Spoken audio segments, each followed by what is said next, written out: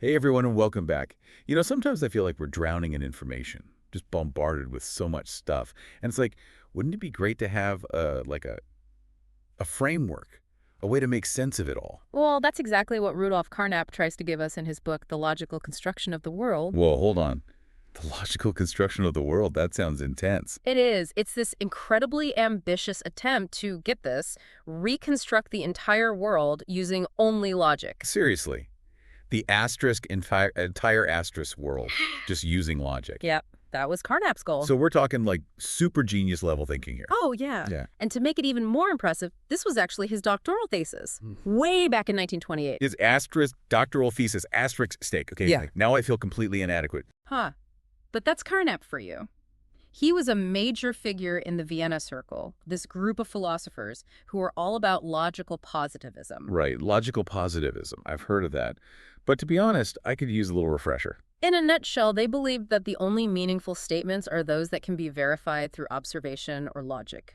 Anything else is, well, basically nonsense. Okay, so no fuzzy feelings or vague intuitions allowed. Just cold, hard facts and logic. Pretty much. And Carnap took that idea and really ran with it. He wanted to create a system, a framework, where every single concept could be traced back to these basic, undeniable experiences. Like building a house brick by logical brick. Exactly. He called this system a constitutional system. It starts with these fundamental building blocks and then, step by step, uses logic to construct more and more complex ideas. So he's not just describing the world as it is. He's trying to rebuild it from the ground up, using logic as his toolkit.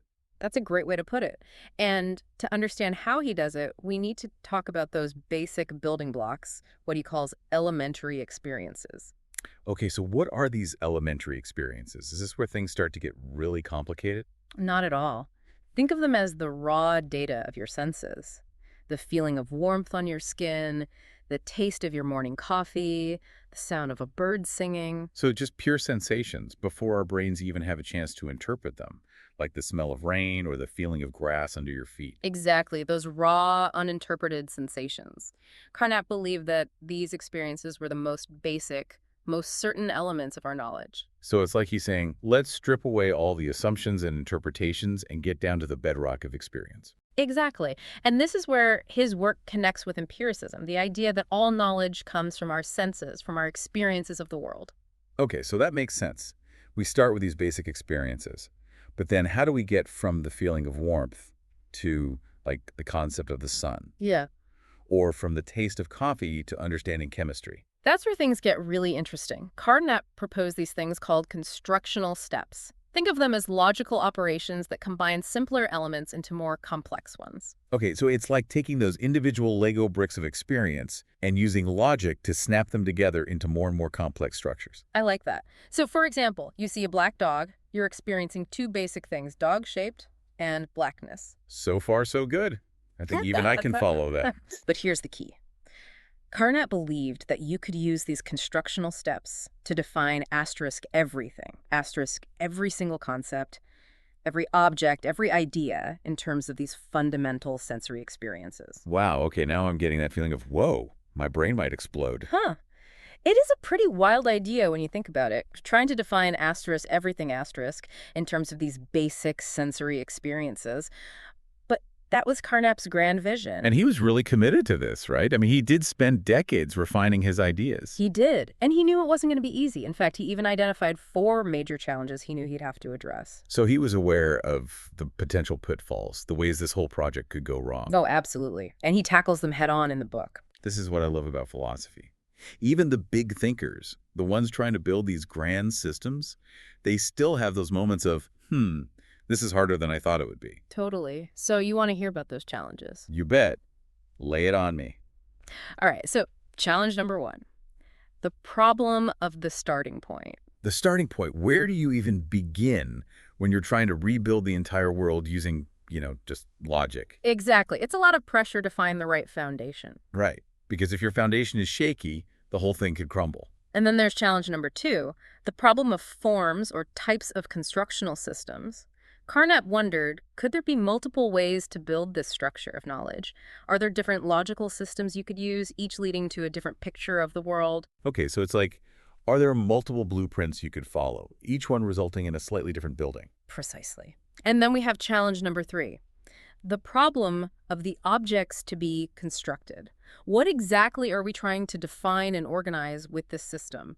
What counts as a thing that needs to be built with logic? Right, because the world is full of so many different kinds of things. Hmm. Physical objects, abstract concepts, emotions, ideas. How do you even begin to categorize all that? Exactly. And finally, challenge number 4. The problem of the constructional levels. If you're starting with these basic experiences and building upwards to more complex ideas, how do you organize those levels? What comes first, second, third? And how do you make sure everything fits together logically? It's like he's trying to create this massive, intricate hierarchy of knowledge, from the simplest sensations to the most complex ideas. And that's exactly what makes Carnap's project so fascinating. He's not just trying to answer a few philosophical questions, he's trying to create a framework for understanding all asterisks of knowledge. Ambitious is an understatement. Carnap realized early on that one of the biggest challenges he faced was the whole mind-body problem. Right, the classic question of how our minds and bodies connect. How do our thoughts and feelings relate to the physical stuff of our brains? Exactly. And this is where Carnap's system gets really interesting. He realized he needed a way to distinguish between two different ways of knowing things. Two different ways of knowing things, like what? Well, on the one hand, there are the things we know directly through introspection, our own thoughts, feelings, sensations. He called these auto-psychological objects. Auto-psychological. So it's like looking inward, examining the contents of our own minds. Exactly. It's your own private internal world, your hopes, fears, dreams, memories. All of that falls under the category of auto-psychological. Okay, I think I'm with you so far. So what's the other way of knowing things? The other way is by observing the behavior of others. We see someone smiling, and we infer that they're happy, even though we can't directly experience their happiness. Right, we're constantly making inferences about what other people are thinking and feeling based on their actions, their facial expressions, their tone of voice. Those things that we infer from observing others, those are what Carnap called heteropsychological objects. Heteropsychological. Okay, so it's basically the opposite of autopsychological. Instead of looking inward, we're looking outward, trying to understand the minds of others. Exactly. And here's the really tricky part. Carnap had to figure out how to build a bridge between these two realms. How do we go from our own subjective experiences, our own auto-psychological objects, to a shared objective understanding of the world, including the minds of others? It's like trying to build a bridge across a chasm. How do you even begin to connect those two things? Right. It's a tough one.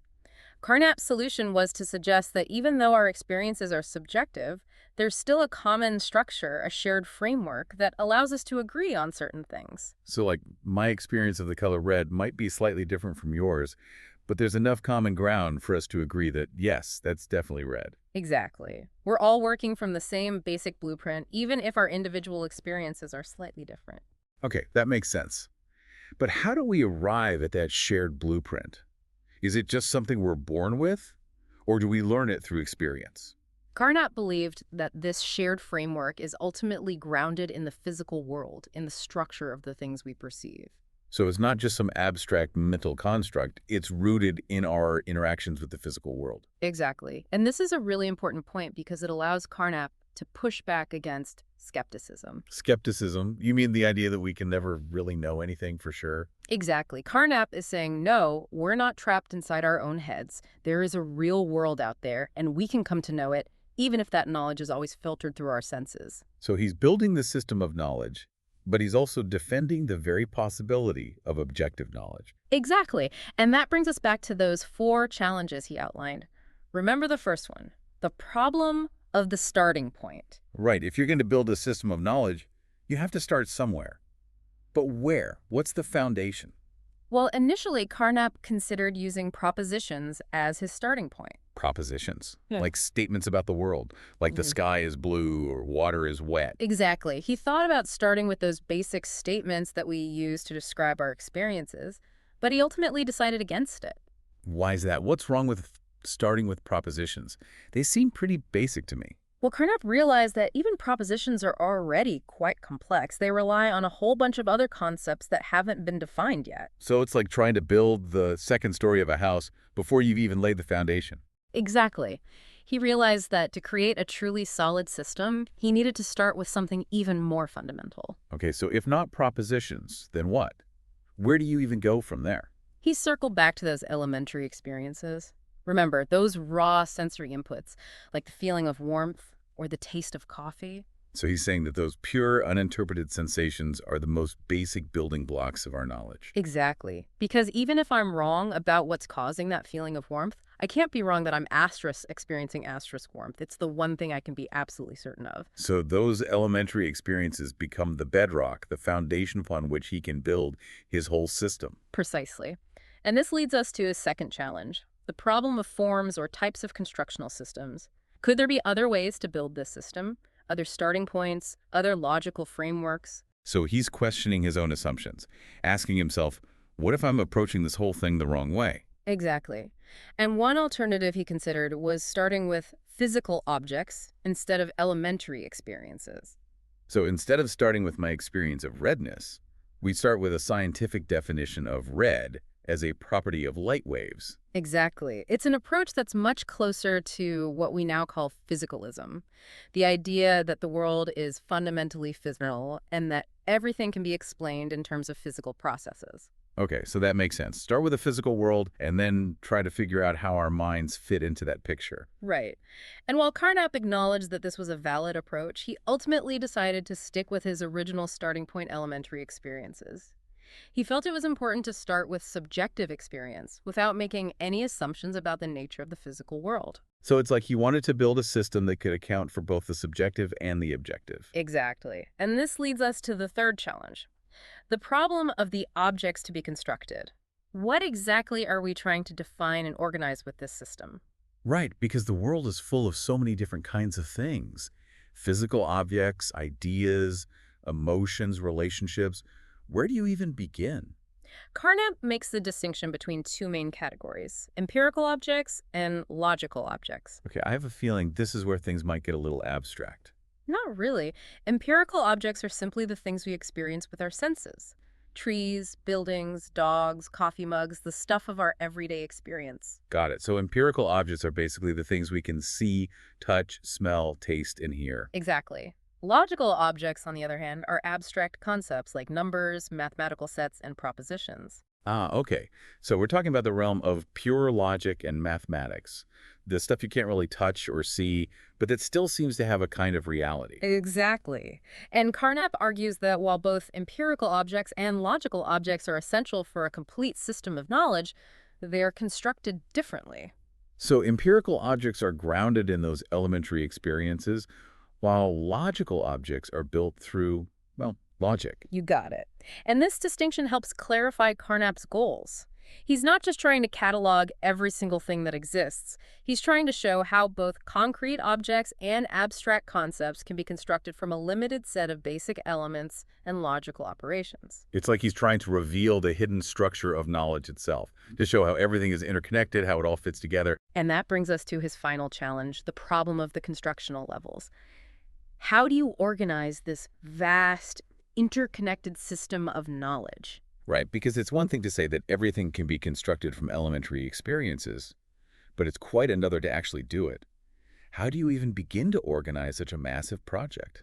Carnap envisions the system as a kind of hierarchy, with different objects and concepts arranged in levels of increasing complexity. So like a pyramid, with the simplest stuff at the bottom and the most complex stuff at the top. Exactly. At the base, you have those elementary experiences. Then, using those constructional steps we talked about, you start building upwards. First, you get to simple physical objects, then to more complex physical objects, then to living organisms, then to social systems. Wow. So each level builds on the one below it, becoming more and more complex as it goes. It's like he's trying to reconstruct the entire universe, layer by logical layer. Okay, I think I'm starting to see how the pieces of this puzzle fit together.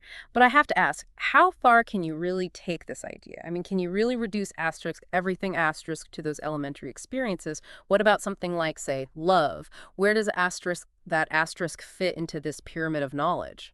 That's a great question. And to be honest, even Carnap acknowledged that there were limits to what you could construct using this method. So did he just throw his hands up and say, okay, I give up? Not at all. But he did start to shift his focus a bit. Instead of getting bogged down and trying to construct asterisk, getting everything asterisk go, he started to emphasize the importance of pragmatism. Pragmatism. So it's not just about what's logically possible, but also about what's useful. Exactly.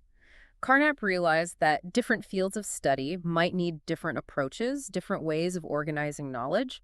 It's about choosing the methods that work best for the specific questions you're trying to answer. It's like you wouldn't use a hammer to tighten a screw. You'd choose the right tool for the job. Perfect analogy. And this is one of the things that makes Carnap's work so relevant even today.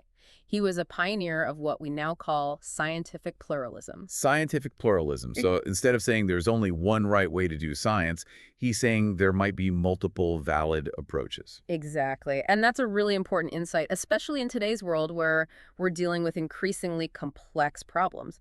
Absolutely. We need all the tools in the toolkit. Eh. So as we wrap up our deep dive into Carnap's logical construction of the world, what's the key takeaway you hope our listeners will walk away with? I think the biggest takeaway is that Carnap wasn't just trying to hand us a finished product, a complete system of knowledge. He was offering us a way of thinking, a method for analyzing concepts and constructing our own understanding of the world. So it's not about memorizing a bunch of facts or dogmas. It's about learning how to think critically, how to question our assumptions, and how to build our own frameworks for understanding the world around us. Exactly. And that's a skill that's more valuable than ever. Couldn't agree more. Well, that's all the time we have for today's deep dive into the mind of Rudolf Carnap. We hope you've enjoyed this journey into the world of logical construction, and we'll see you next time for another fascinating exploration of ideas that matter.